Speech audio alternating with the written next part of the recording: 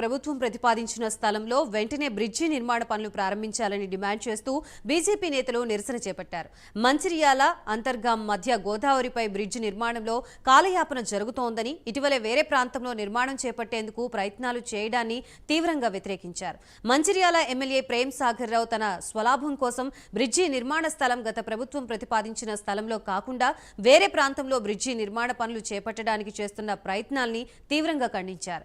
Bridge నిర్మాణ స్థలం మారిస్తే బీజేపీ ఆధ్వర్యంలో పోరాటం ఉధృతం చేస్తామని స్పష్టం చేశారు.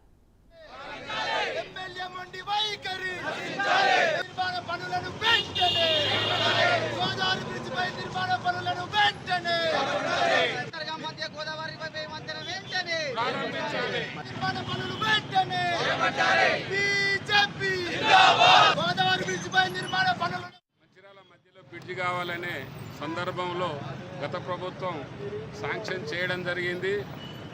అదేవిధంగా దాదాపు 3-4 కోట్ల ఖర్చు పెట్టి అక్కడ టెస్ట్ చేయడం జరిగింది, పని ప్రారంభించడం జరిగింది.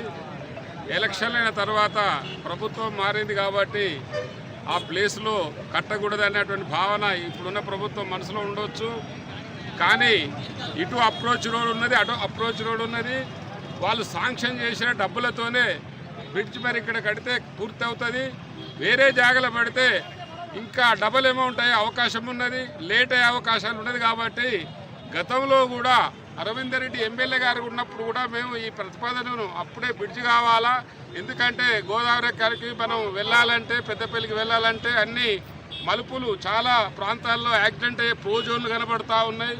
అదేవిధంగా 20-25-30 కిలోమీటర్ల దూర భారం తగ్గి రాబోయే కాలంలో ఇప్పుడు ఇవాళ ఆయిల్ కొరతలు వస్తూ ఉన్నాయి, దూరం తగ్గుతుంది, తొందరగా పోవచ్చు, యాక్సిడెంట్ల ప్రోన్లు కూడా తగ్గిపోతాయి. కాబట్టి మరి మేము ఎమ్మెల్యేలు కోరుతా ఉన్నాం, ఉన్న స్థలంలోనే వెంటనే పనులు ప్రారంభించి బ్రిడ్జి నిర్మాణం పూర్తి చేసి ఈ మంచిర్యాల ప్రజల యొక్క ఆకాంక్ష నెరవేరవలసిందిగా కోరుతా ఉన్నాం.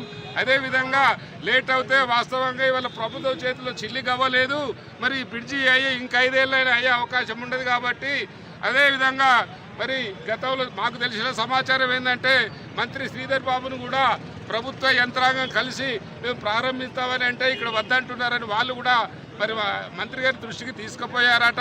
పోయినప్పుడు ఆయన అన్నాడు, మరి అక్కడే కట్టండి, వేరే జాగాలో అయితే డబ్బులు అయితే ప్రభుత్వం ఇచ్చే పరిస్థితి లేదని కూడా స్పష్టంగా ఆయన కూడా అక్కడున్న ఈలకు వాళ్లకు ట్రాన్స్పోర్ట్ డిపార్ట్మెంట్